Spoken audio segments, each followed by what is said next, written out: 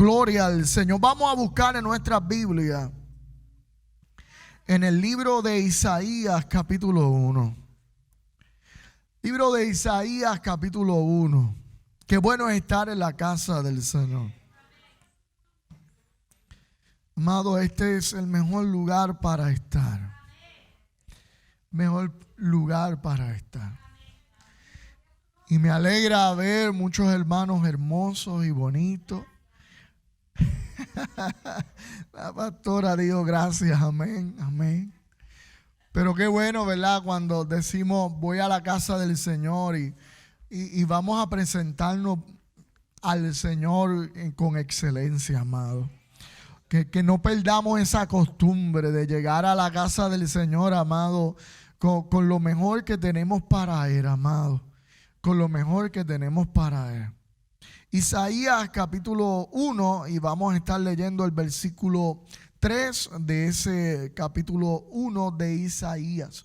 Si usted no tiene Biblia, acérquese a alguien que tenga la Biblia. Y si usted ve a alguien sin Biblia, pues acérquese a la persona. Amén. Vamos a estar puestos de pie para así, ¿verdad?, mostrar reverencia a la palabra del Señor. Isaías capítulo 1, versículo 3. Y leemos la palabra del Señor en el nombre del Padre, del Hijo y del Espíritu Santo. Amén. El buey conoce su dueño y el asno el pesebre de su señor. Israel no entiende, mi pueblo no tiene conocimiento. Levantamos nuestras manos al cielo y oramos. Señor y buen Padre celestial, te adoramos, te glorificamos y te exaltamos, Señor, y te damos gloria porque tú te la mereces, Señor. Nosotros somos tus siervos y sin ti nada podemos hacer. Te pedimos, Señor, que la palabra que será predicada durante esta mañana, Señor, podamos atesorarla en nuestros corazones, vivir, Señor, a través de ella y poder, Señor, alcanzar victoria, múltiples victorias, Señor, a través, oh Dios, de la herramienta que es tu espada. Gracias, Señor, te damos. Ayúdanos a enderezar nuestros pasos, Señor, y andar en pos de ti. En el nombre de Jesús te damos gracias, gloria y honra. Amén y amén. Se puede sentar. Hoy vamos a predicar bajo el tema ¿conoces la casa de tu Señor? ¿Conoces la casa de tu Señor? Y esta predicación nace ya que a mí me gusta, ¿verdad?, visitar y tengo mucha confianza con los que fueron mis pastores, Santiago Vélez y nuestra hermana Milagro. Y estaba visitándoles específicamente, ¿verdad?, a sus hijos, en este caso a Jafet, y donde ellos viven comenzaron a ver unas vacas y unos toros. Comenzaron a traer un ganado. Y déjeme decirle que yo no sé mucho de ganado. Y posiblemente quizás usted también. Lo que yo sé es bien poco en cuestión de agricultura. Y necesariamente, ¿verdad?, esto también nos ha pasado a nosotros, que no conocemos mucho, porque ya básicamente otros cultivan por nosotros. La carne que nos comemos, la de gallina, no la mató usted, la mató otro, y así sucesivamente. Así que eso lo hemos perdido. Así que también el hecho de la crianza de los animales, también hemos perdido ese conocimiento de cómo se trabaja. Así que viendo los animales llegar a ese lugar donde los están trayendo, Santiago y yo comenzamos a hablar sobre eso, sobre las cabezas de ganado que hay y todo lo demás, y cuántos hay que el vecino está trayendo estas cabezas y todo lo demás. Pero yo veo que los están soltando, pero los están metiendo en un cepo. No los están soltando a las cuerdas completamente, sino los están metiendo a un cepo. Y allí me dice Santiago, la razón por la que meten a los animales en un cepo, es más, me lo hizo en forma de pregunta. Me dijo, Eliezer, ¿sabes por qué los meten ahí? Pues mi cara fue de que yo no sé. Y él lo entendió. Y me dijo, lo meten allí porque es necesario que estén unos días en el cepo. ¿Para qué? Para que entiendan que esa es su nueva casa. Porque si los sueltan y no están en el cepo, se pierden en el monte. Porque no saben dónde están. Y se creen que de donde vienen era su casa y le empiezan a buscar. Así que hay que meterlos en el cepo para que entiendan que esta es su nueva casa y no empiecen a buscar de donde venían. No sé si usted me está entendiendo.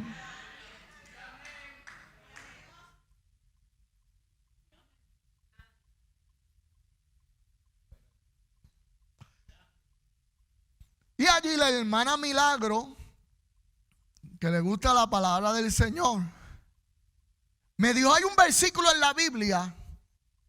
Me dijo, yo no sé quién lo escribió, pero es un versículo en la Biblia y citó este versículo que yo le acabo de leer. Y citó, el buey conoce su señor y el asno el pesebre de su señor.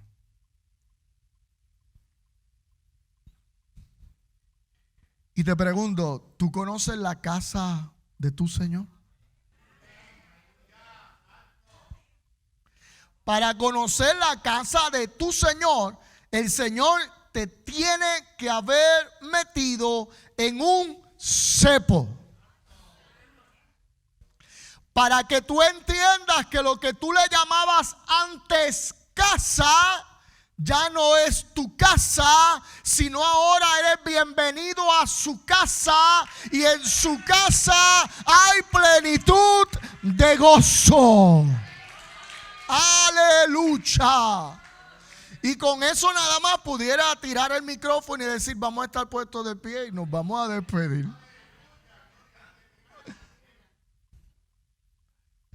Porque es suficiente material para poder entender qué es lo que el Señor quiere hacer con nosotros. Y es que el Señor lo que quiere hacer es, amado hermano, que usted entienda que usted tiene un nuevo lugar, una nueva casa. Que usted no ande por allí corriendo para arriba y para abajo a ver de dónde usted venía. Usted ya llegó a un nuevo lugar. Usted llegó a una nueva casa. Entonces Santiago me comenzó a decir, luego de estos 3 días, que el dueño todos esos días, por cuanto ellos están en el cepo, les tiene que llevar comida. Porque no puede salir el animal de ahí. Así que tiene que tener lo suficientemente comida y el dueño se tiene que haber preparado para que si tiró 30 cabezas de ganado, el cepo sea lo suficientemente grande para aguantar a todas esas cabezas de ganado, pero también tiene que tener el alimento suficiente para todas ellas. Porque si lo va a poner es porque tiene alimento para ellas. Esta es la casa del Señor. Y aquí hay alimento todos los días fresco de la casa del Señor. Que mucho uno pueda aprender, amado hermano. ¿Sabe? Y la idea es que luego de esos días que este animalito ya ha sido adiestrado a que este es su nuevo hogar, que ese es el dueño le habla para que las vacas, estos animales, comiencen a escuchar y a reaccionar a su voz. Y reaccionan al sonido de la guagua que llega, el chimeteo. Y reaccionan al llamado del dueño. Reaccionan al olor del dueño. ¿Por qué? Porque ellas saben que el dueño le va a dar comida. luego de este proceso, la sacan del cepo, pero la vaca sabe y el toro sabe que ese es su nuevo hogar y empieza a dar vuelta poco a poco alrededor del cepo, y durante días y semanas se va poco a poco moviendo, pero no se aleja inmediatamente, no empieza a correr por todos lados, sino que empieza a explorar alrededor de lo que ya conoce. ¿Por qué? Porque esa es su nueva casa. Esa es su nueva casa. Mire, amado hermano, así hace el Señor con nosotros. Cuando tú llegas nuevo converso, el Señor te tiene que poner en un cepo y te tiene que poner muchas restricciones. Y mientras estás en esas restricciones, Él te va a dar alimento. Él te va a cuidar y vas a empezar a escuchar su voz y entender quién es Él y entender el chimeteo de cuando Él viene. Y cuando llega la hora del culto, tú sabes que es hora de comer. Y cuando llega la hora de ir a la casa del Señor, tú sabes que es hora de recibir alimento fresco. Y comienzas a prepararte porque tú sabes que tienes dueño y tienes Señor. Aquí el pueblo de Israel, en este momento histórico, Israel se había olvidado quién era su Señor y quién era su dueño. ¿Y cómo es que nos olvidamos de quién es nuestro dueño y quién es nuestro Señor? Pues en el proceso de la exploración. En el proceso que comenzamos a explorar y apartarnos un poquito más del cepo, porque entendemos que ya lo sabemos más. Y yo no sé si usted ha notado el ganado, ¿verdad? Las vacas, los toros, los animales vacunos, ¿verdad? De campo, que comienzan a comer hierba, no la que está dentro del tejeno, sino la que está afuera. Y tú ves que dentro del tejeno hay mucha hierba, pero están sacando la cabeza por todos esos alambres de púa y al otro lado agarrando lo que hay. Y es que comienza a nacer el deseo de que el dueño tiene límites. Tú puedes explorar, pero hay unos límites. Y esos límites tú no te puedes pasar. Porque en esos límites el Señor tiene cobertura para ti. El Señor tiene provisión para ti. Pero hay algo que el enemigo comienza a hacer.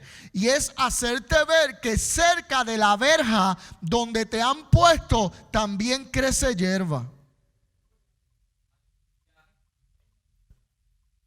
Y te hace creer de que allá también hay provisión.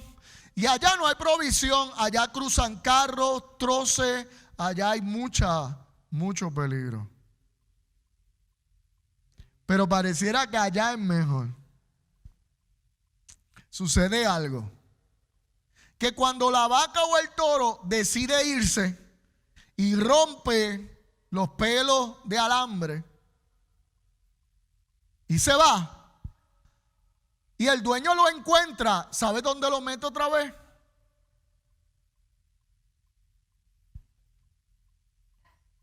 Al cepo.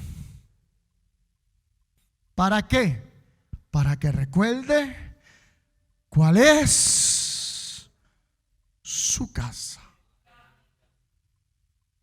Entonces, cuando entendemos esto, podemos, mire, amado, el poder entender los animales y poder entender el proceso de cómo nosotros los seres humanos tratamos de domestizar un animal salvaje que fue diseñado para estar corriendo. La vaca y el toro, pues lo usamos de comida, de leche y todo lo demás, pero fue diseñado para estar por ahí, cogiendo por ahí. Pero nosotros lo queremos domestizar para sacar provecho de él. ¿Ve? Por lo tanto, en ese proceso de domestizar un animal podemos aprender, porque el Señor siempre nos ha comparado con animales. Y no es para que tú te ofendas, pero el Señor no siempre nos ha comparado en la Biblia con animales. ¿Por qué? Porque Él nos está intentando domestizar. Porque tú te crees muy culto y en realidad eres un animalito salvaje. Tú te crees que porque te echas perfume y porque te echas colonia y te echas maga. Yo no sé si todavía existe eso. Maga, ¿verdad? Maja. Porque no sé por qué todo el mundo me está corrigiendo, pero parece que es eso. que es un pote negro y rojo. Ok, corrijo, maja.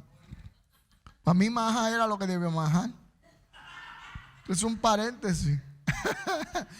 y usted se cree que porque usa esas cosas, usted se ha domesticado. No. ¿Sabes cuándo usted se ha domesticado? Es cuando ya no vive usted, sino vive Cristo en usted. Cuando usted puede decir: tengo dueño y tengo Señor. Ya no hago lo que digo yo, ya hago lo que dice mi dueño y mi Señor. No salgo corriendo cuando me da la gana, sino hago lo que el Señor dice. Y esto es bien importante, porque ese Jesús, el que trata esto con mayor abundancia. Busque conmigo Juan capítulo 10.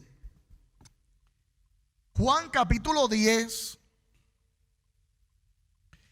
Y en Juan capítulo 10, versículos 27 y 28, Jesús le va a hablar a una gente, los fariseos, los saduceos que están allí y están tratando de traer polémica referente a lo que está haciendo Jesús. Ya ellos tenían roces con Jesús. Luego de esto Jesús va a levantar a Lázaro de los muertos. Pero mire lo que dice Jesús hablando con ellos. Le dice: mis ovejas oyen mi voz. ¿Por qué Jesús le está diciendo mi oveja oye mi voz? Porque si usted mira más atrás, hacia atrás, en el versículo 25 y 26, Jesús le está respondiendo a ellos y le voy a leer. Dice: os lo he dicho y no creéis la obra que yo hago en nombre de mi Padre. Ellas dan testimonio de mí. Pero mira el 26. Pero vosotros no creéis porque no sois de mis. Son ovejas, pero no son mías. ¿Por qué? Porque no han sido puestas en el cepo de Él. Están puestas en el cepo de otro. Tienen otra casa, tienen otro dueño, tienen otro señor y están mirando qué es lo que hay al otro lado, pero responden a otro dueño.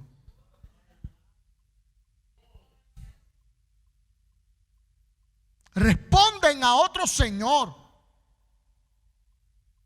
Te pregunto yo, ¿cuál es tu actitud cuando Dios hace algo? ¿Tu actitud es cuestionarlo o entender su voluntad? Porque las ovejas del otro señor cuestionan lo que Dios hace, porque se creen que lo que este señor, nuestro Señor, hace es incorrecto, sino que el otro señor está correcto, Satanás.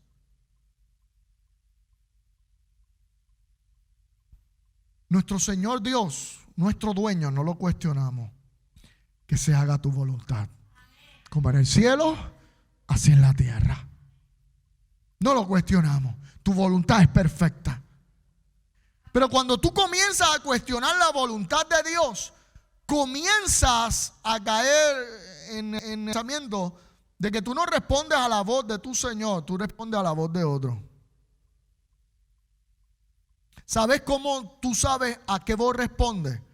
No es en el momento de la felicidad, es en el momento de la dificultad. En el momento de la dificultad, ¿a dónde tú encuentras reposo? ¿A qué cepo te vas? ¿A qué cepo te vas? ¿Al cepo de qué dueño tú te vas? Porque solamente le servimos a dos señores: o al Señor Dios Todopoderoso o a Satanás. ¿En dónde encuentras satisfacción? Pastor, cuando a mí vengo en problemas, yo lo que hago es que hago esto, no, y tú no me quieras ver a mí en molesto y enfogonado. Tú no me quieres ver a mí, es que tú no sabes quién yo soy. Está bien, no hay problema, ese es el cepo que tú corres. Pero el cepo del Señor, hay paz en medio de la tormenta. Así que cuando estamos con Jesús, dice: mis ovejas oyen mi voz. Y quiero, ¿verdad? La gramática en la Biblia es algo bien particular y a veces no la entendemos porque no la leemos como es. Se supone que cuando usted quiere añadirle a algo muchas cosas, usted utilice coma. Ejemplo: fui a la tienda y compré arroz, coma, habichuela, coma, carne, coma y vegetales. Ese y es porque es el último utensilio dentro de un conjunto. Pero usted no dice: compré arroz y habichuela y gandules, y usted no usa los y ahí, porque todo era un conjunto. Pero en la Biblia usted notará que hay momentos donde está el y, también hay una coma, pero hay un y después. Y es porque ese y que está allí está implicando que es la consecuencia de lo pasado. Por lo tanto, ese y no es un conjunto de lo que está acá, sino es el resultado de. Por lo tanto, cuando usted lee aquí y dice: mis ovejas oyen mi voz, coma, y yo los conozco. Ese y es consecuencia de que mis ovejas oyen. El que oye, el Señor lo conoce. La pregunta es: ¿cuán presto tienes tus oídos al Dios Todopoderoso? A veces decimos: Él me conoce, Él me conoce. Él sabe quién yo soy porque Él es omnipotente, omnipresente, omnisapiente. Él me conoce. Pero el concepto de conocer no es un concepto de entender tu nombre y todo lo que hay. Conocer aquí implica una relación íntima. Yo conozco gente en el barrio, pero por eso no significa que yo los dejo entrar a mi casa, igual usted. ¿Quién usted deja entrar a su casa? A gente íntima. Aquí, es más, mire cuánto es esto, que no todo el mundo entra al cuarto suyo matrimonial. Es más, pueden entrar a la sala, pero usted no los mete al cuarto matrimonial. No solamente porque no ha recogido la ropa. Se están riendo. La risa los acusa.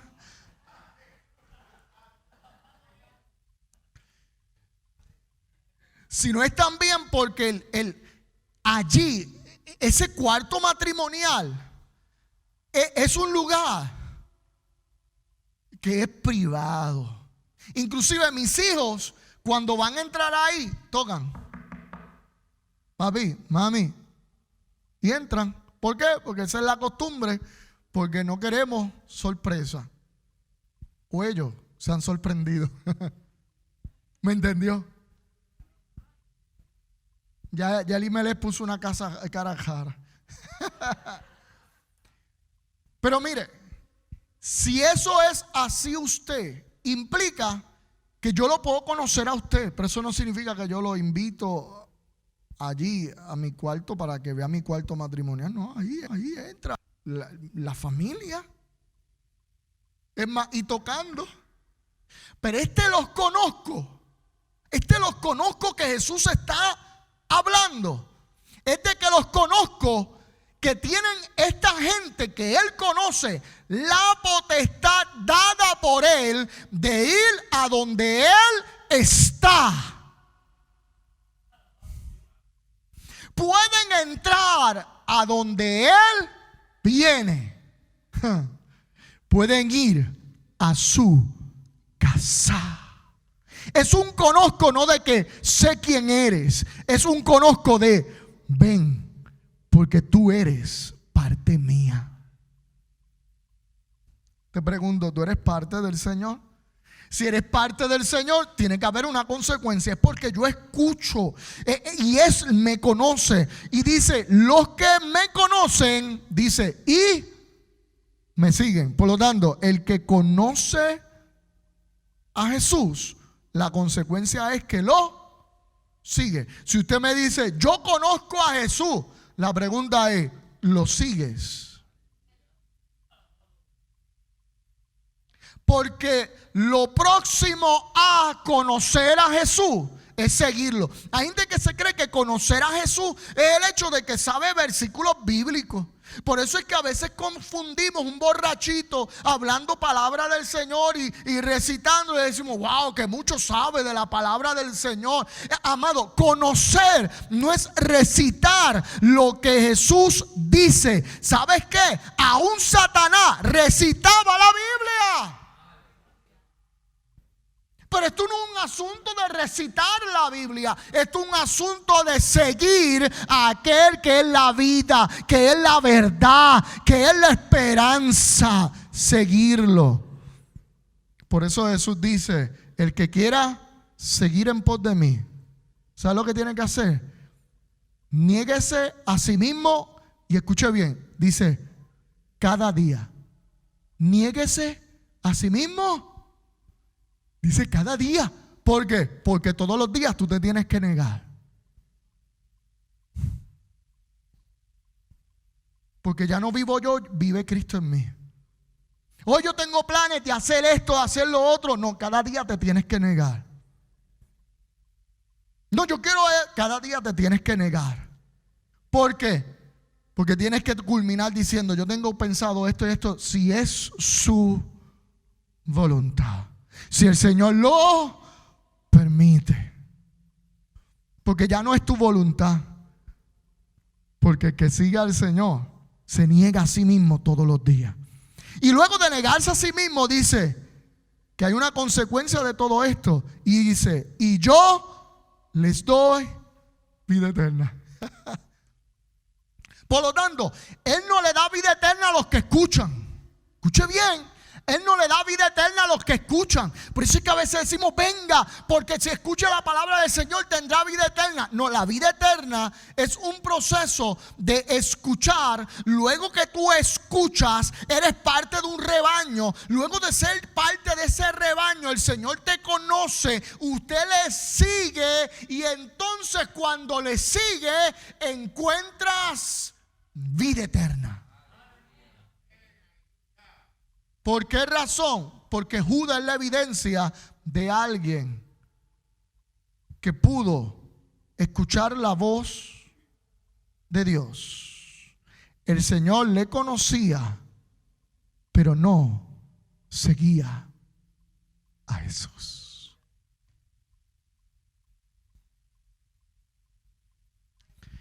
Tres años caminando con Jesús y sordo a sus enseñanzas.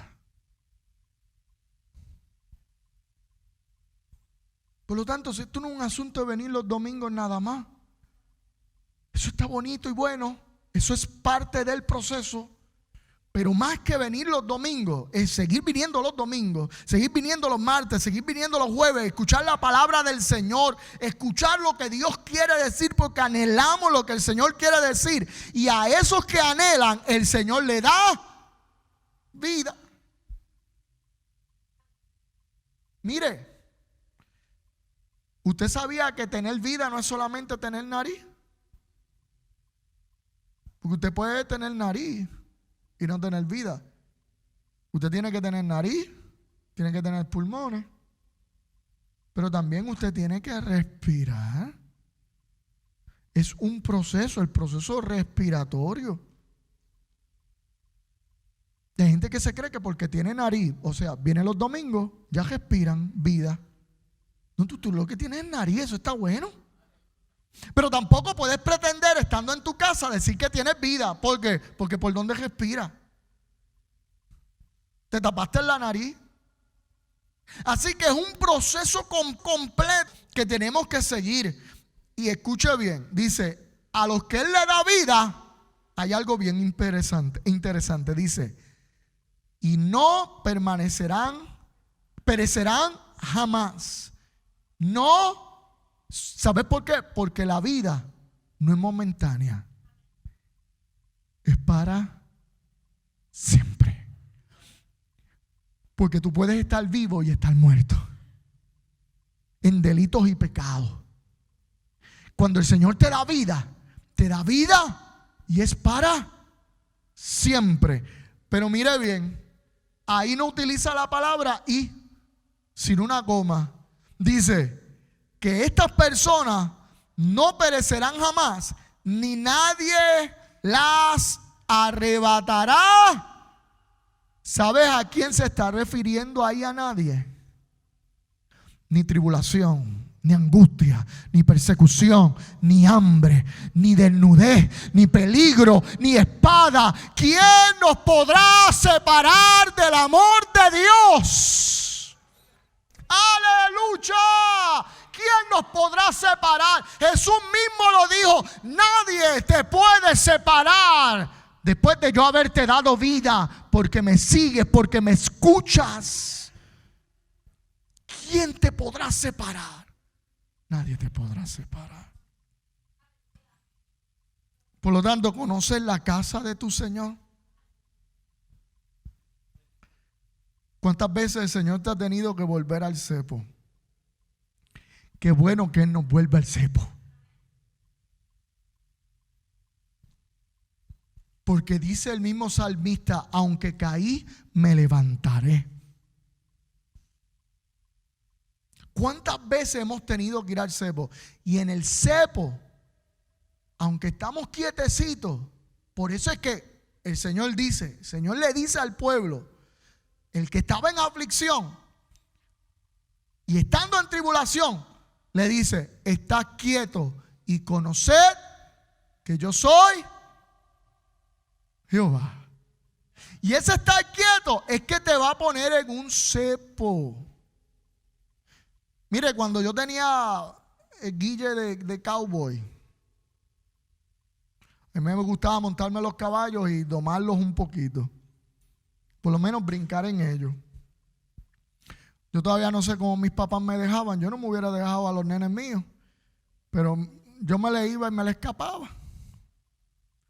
Y me le iba detrás. Y había un caballo por ahí que se llamaba Coco. Yo no sé si papi se acuerda de Coco. Coco era loco. Coco gimaba con loco. Era un caballo negro, grande, pero loco. Inclusive que Débora y yo estábamos recordando en un momento dado que los niños hicimos una excursión para frente de casa, cuando eso estaba ahí en un monte, y ahí era donde estaba el caballo. Y ese caballo, cuando nosotros estábamos en esa excursión, nos persiguió. Yo no sé si ella se acuerda. Nos llamaban la tropa mutante. Por poco, no sé si se acuerda, Débora, por poco la tropa mutante termina como la tropa hecha canto. Yo creo que estábamos como en cuarto o quinto grado por ahí, éramos niños. Y mira, amado, ese caballo nos siguió, pero es una cosa brava de verdad, ese caballo. Y ese caballo que era bravo terminó con una pata rota porque tenía la costumbre de brincar la cerca para estar para afuera. Y vino un carro y le dio. ¿Por qué? Porque regularmente al bravo siempre le llega la hora.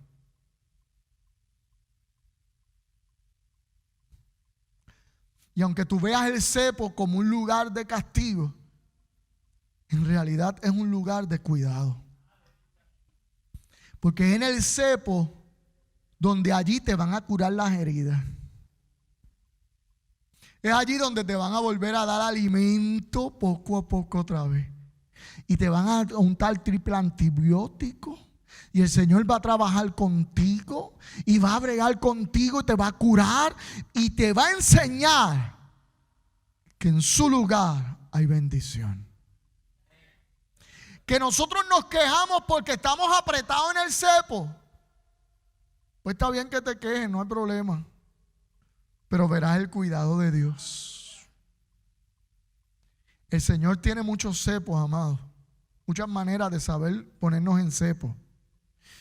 Y eso no lo describió ahorita, pero un cepo básicamente es un lugar donde tiene unas barandas y literalmente arriba y a los lados.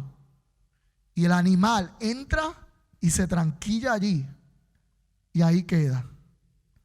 Y no puede moverse mucho. Es más, cuando se quiere rascar, tiene que echarse de lado para lado.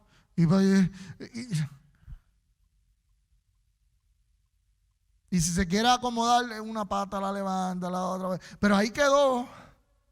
Ahí quedó.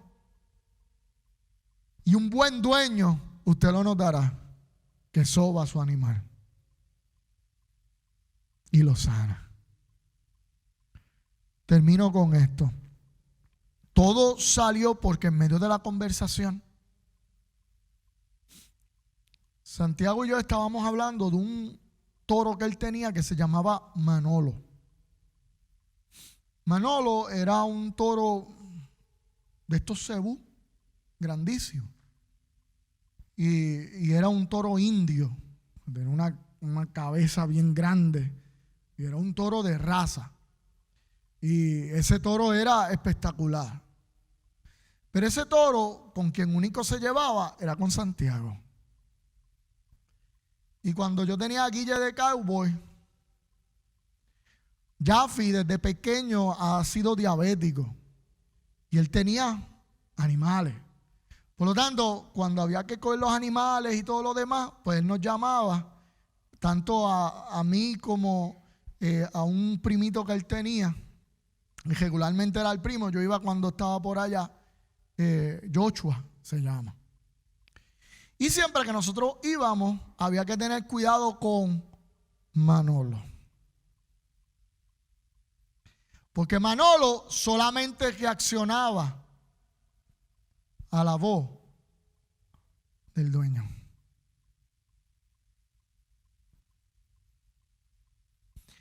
Y Santiago le decía: ¡Manolo!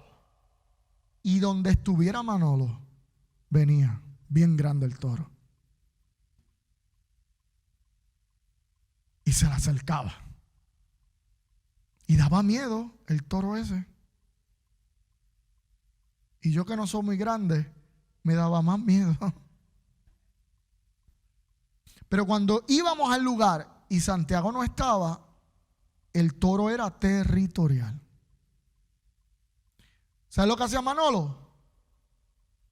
Cogernos. Así que Jaffi tenía una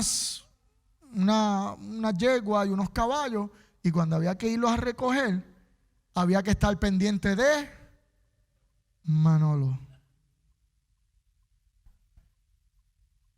Porque había que coger si veíamos a Manolo.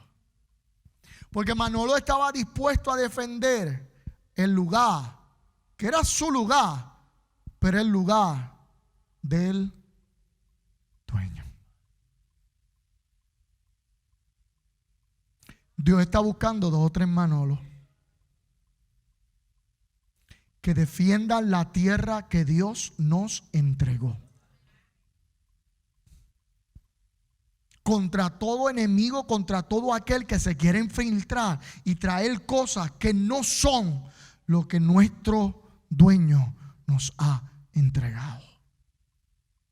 Sé manso para tu dueño, pero bravo para aquel que es intruso en el terreno que Dios te dio.